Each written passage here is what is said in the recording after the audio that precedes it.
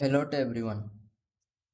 I represent the Team 6 and today we are presented with this workers data set. So in this workers data set, we have work order, district, lead technician, rush, the required date, the work date, the technicians, labor hours, parts cost, payment, weight. So in this weight, we have used the function for work date minus required date. It displays the gap between the given date and the work date. So in this labor rate, we have used VLOOKUP function. So it is linked with another Excel sheet, advanced list. In this advanced list, we have technicians and labor rate here. So if there is one technician working on the order, it will be 80 rupees. There is two technicians working on the order, it will be 140. And if there is three technicians working on the order, it will be 195. So here we have the technicians column. So here it applies the adjacent value same to it. The labor cost is calculated by the labor rate times the labor hours. The total cost here is calculated by labor cost plus the parts cost. The required day here is given from the required date. The work day is from the work date. So here let's do the data pre-processing. Now we are going to pre-process this data. So in labor hours, you see there are some blank spaces in here. So first, let's remove all the blank spaces to find the average value. And now let's go and find the average value.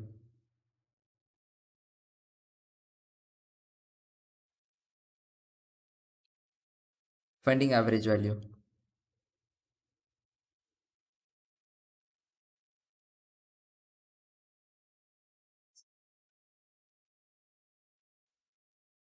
So the average value is 0.77.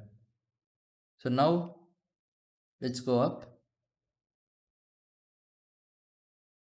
So in this filter, we are going to uncheck everything and only keep blanks.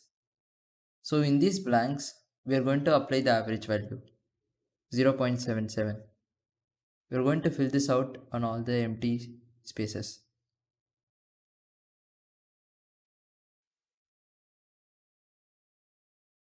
As you can see, the labor cost is also changing after we applied the average value. So the data pre-processing has been done. In a while, we have created pivot tables and dashboard. Let's go take a look at it. Pivot table is used to summarize, sort, reorganize, group, count, total, or average data stored in a table. It allows us to transform columns into rows and rows into columns.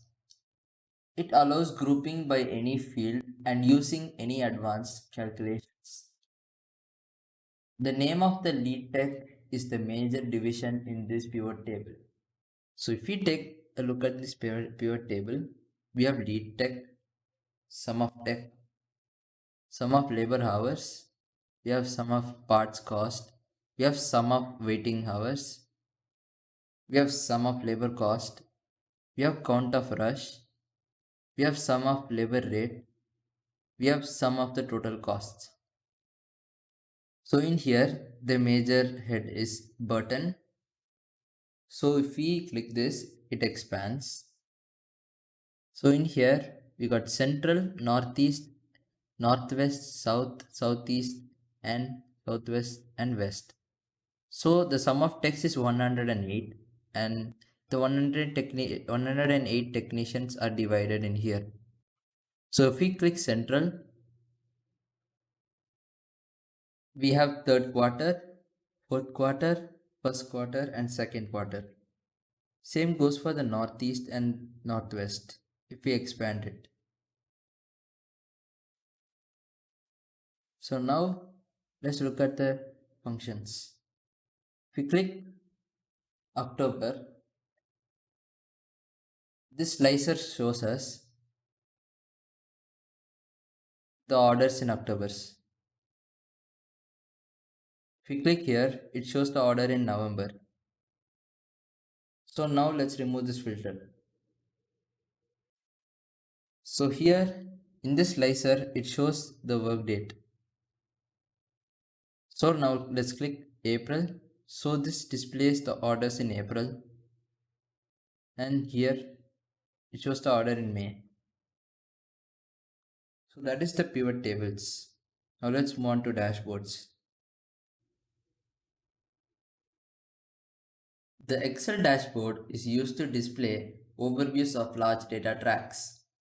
The Excel dashboard uses dashboard elements like tables, charts, and gauges to show the overviews. The dashboards ease the decision making process by showing the vital parts of the data in the same window. It is like a front end to make users understand the data easily. First, we added a line chart for required date versus the total cost. The slicer is to see monthly values. So let's use the slicer. If we uncheck February, the February data will be gone, and then the line chart is displayed. If we remove March, the March will be removed, then the rest of the data will be displayed. Let's move on to the next one. The next one is a pie chart for work order taken by tech leads. The slicer is to differentiate with districts. So we have central district here. So let's click central district.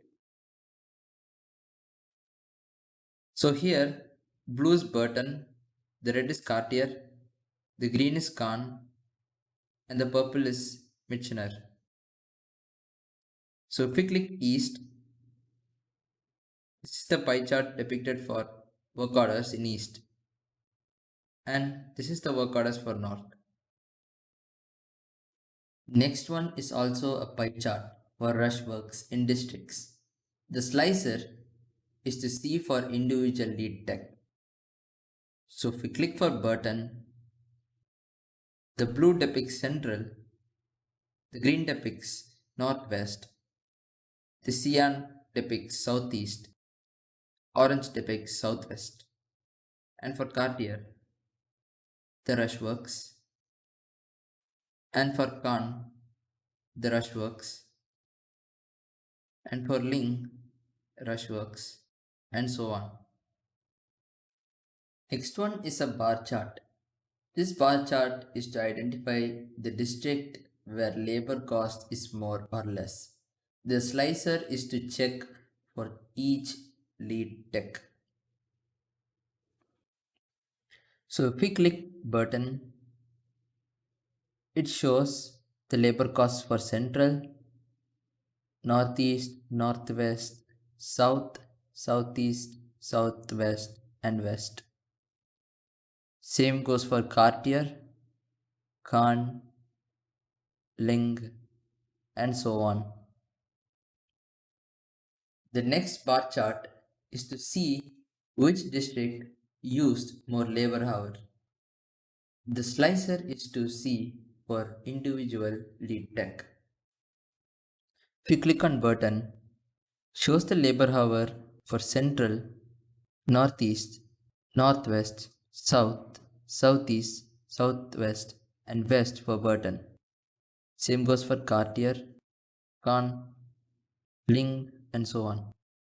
Next is a pie chart, is to see number of payment received from each district. The slicer is to see mode of payments used. Here it shows the account, cash on delivery, credit, and so on. The next pie chart is to see work order day wise and can be checked for individual district using this slider. Now let's see for east. This is the work order day-wise for east, work orders day-wise for north, work orders day-wise for northeast, and so on. The next bar chart is for wait days versus district, and it can be checked for individual tech leads using the slider. Here for Burton, the wait days. Here's the wait days for Cartier, split in central, north, northwest, south, southeast, southwest, and west. And this is for Khan and Ling, and so on.